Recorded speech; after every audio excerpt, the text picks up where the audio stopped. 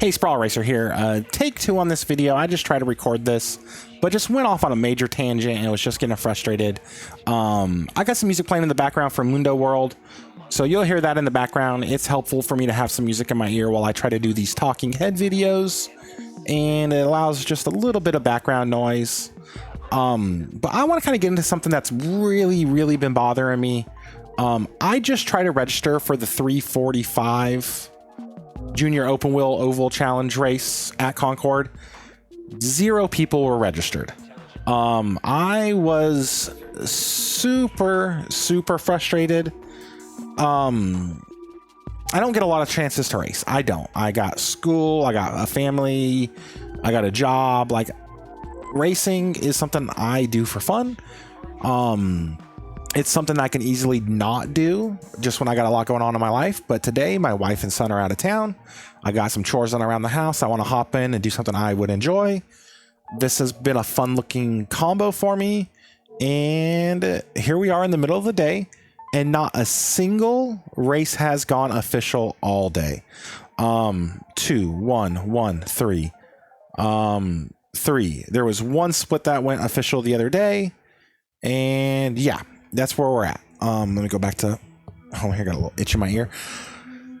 Something needs to change. iRacing, I think, has lost the plot, and I got every IndyCar series pulled up here, and some of these make no sense and are very stupid.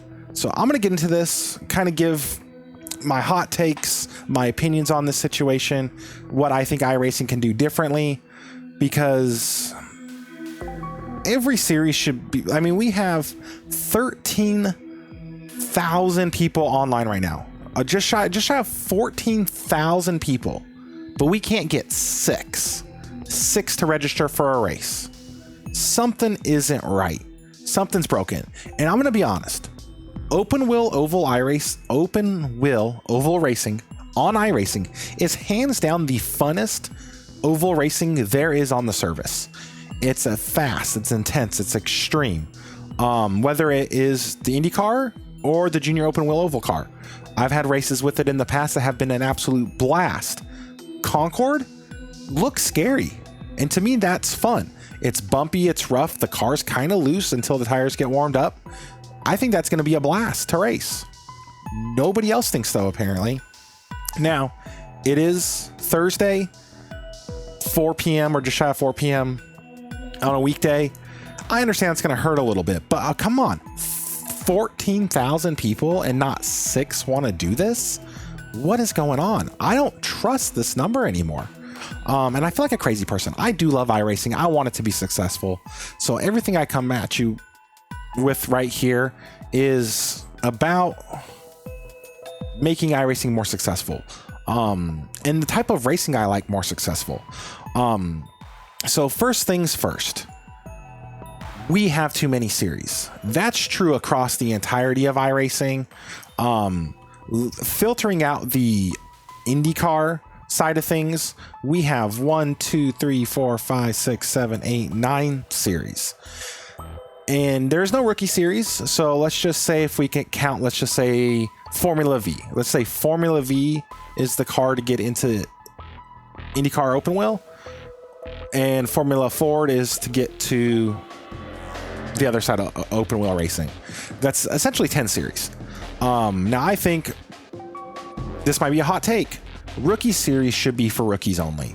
A lot of rookie cars will have 2 different series because people want to keep driving the content, and I don't think people should not be allowed to drive the content they like.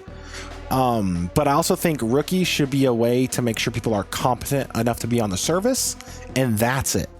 So with that being said, I think iRacing really, for lack of a better term, fucked up when they added the Indy NXT car. They lost the premise when they did that.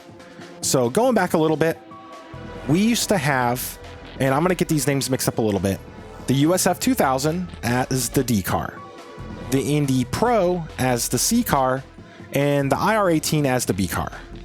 When iRacing added the Dallara IL15, And get this, the IL-15 is introduced to iRacing in 2025, 10 years after it's come out. But when they did that, they completely screwed over the Indy Pro 2000 community. The Indy Pro 2000 community raced on certain times in an open series. They had their own strength of fields. They had a very good, dedicated, what's the word I'm looking for? Community for that car. Was it popular? No. But was it healthy and good? I would say yes. Because it had an actual community around it. A lot like the SRX. The SRX is not a popular car, but I think it's a healthy series with a good community. I think a lot of people think bigger number equals better on iRacing, and that's so far from the truth in my opinion when it comes to the communities. Some of the best parts of iRacing are the communities. If you look at something like the Lotus 49, Lotus 79, SRX, some of those smaller, less populated cars have phenomenal communities of people who work together, help each other, share setups if that's available. And the Indy Pro 2000 community was just that. It stood out from the Super Formula Lights, which was also a C-Class Formula car, and the Formula F3. And it had its own little place in its own little world, and it was great. But what does iRacing do? They kill that community off with no warning. Just, hey, you guys are done. We're deleting that series. And they introduce the Indy NXT at C-Class, which in my mind makes zero sense. You had the perfect D to C to what should have been the B Indy NXT to the A IndyCar. I mean, you had the whole alphabet perfect. And what does iRacing do? They screw over a community to keep, in my opinion, the IndyCar at a B class level because they know their community's not good enough for that car. And on top of that, if we look at the IndyCar series as a whole, you have way too many series. So you have the IndyCar series. You have the IndyCar series oval. You have the IndyCar series fixed. Then you have the IndyCar iRacing series.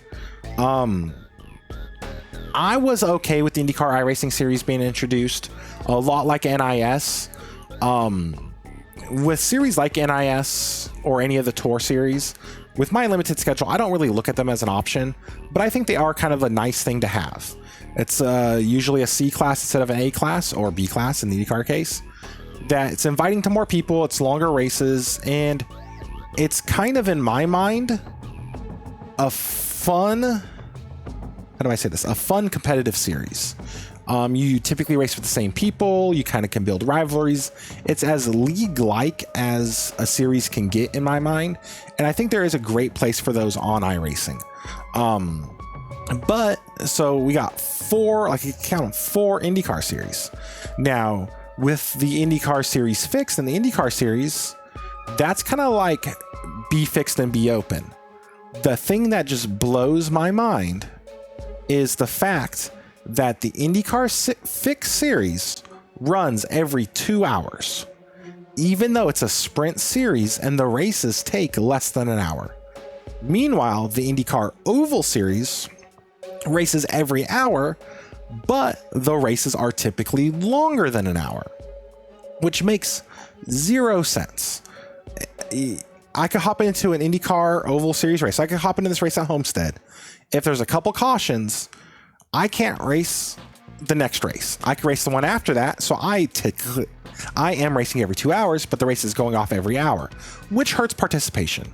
I think the 87 NASCAR cars a few seasons back fought to go back to every 2 hours versus every hour, and it helped their participation and it helped their quality of racing. Gen 4 just followed up with that, or they're going to. And it doesn't make sense that the series that races longer than an hour is every hour, but the shorter, quicker series, it is every, space it out here, 2 hours.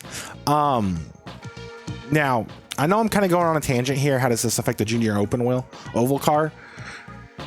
I think the Indy Pro is hurt by not having a second series. which I know there's too many series. The Indy NXT should have never been 2 series. It should have been B class and open. It should have been what people wanted to graduate from when they felt accomplished from the Indy Pro 2000 series. I would have made the Indy Pro 2000 fixed and Indy NXT open.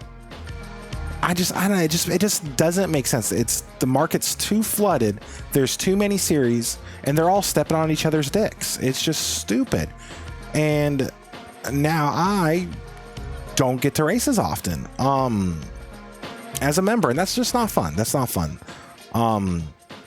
Ultimately, this is going to be kind of a hot take. I think we need 2 open wheel licenses. I think American open wheel needs to be separated from international open wheel. American open wheel cars race on ovals. They have rolling starts and not standing starts. And I think having them in their own license category would just be better for the service overall. I think it allows you to streamline a lot of these series. And I think it would push more people to do it for fun if they cared more about their formula license.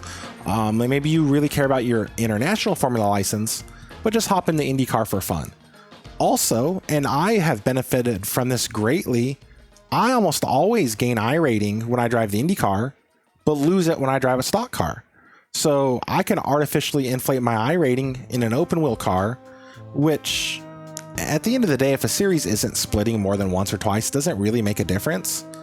But I just think that separation would just be beneficial for the service and allow them to clean a lot of this up. I say this not to be negative, but just to be like, come on, we've kind of lost the plot, what the point of this is, and maybe I'm wrong. Let me know what you think. Let me know in the comments. I know I probably sounded like a rambling lunatic through this, but I am passionate about this, and I think iRacing can do better and should do better. I know I should probably do a second video of this, but I think every license could be split 2 ways. American and international formula split. Oval, NASCAR short track could be split. Oval, open wheel, non-open wheel. So you got your sprint cars and you have your modifieds and late models. Sports cars, 10 tops, prototypes. Dirt road is probably the only one that doesn't need to be split because there's a complete lack of content. But in theory, rallycross, pro trucks. There's just way too many series on iRacing.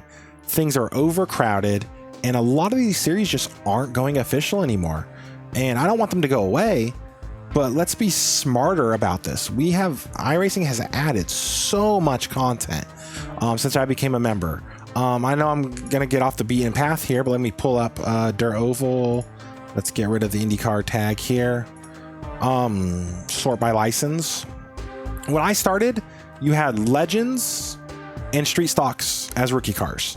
Now you have micros, you have mini stocks, you have street stocks. Well, why not make mini stock the rookie car and the street stock the D-class car? Why is there a dirt street stock rookie fixed and a more advanced street stock that's also fixed? Like if I want to race open street stocks, can't do that, even though it is one of the simpler cars to work on and a great place to learn. I know I'm getting off the beaten path here. Let me know what you think in the comments. Like the video if you thought what I said was spot on. Let me know what you think I could have done differently. But thank you for watching. I know I'm kind of a crazy person rambling here. I appreciate you.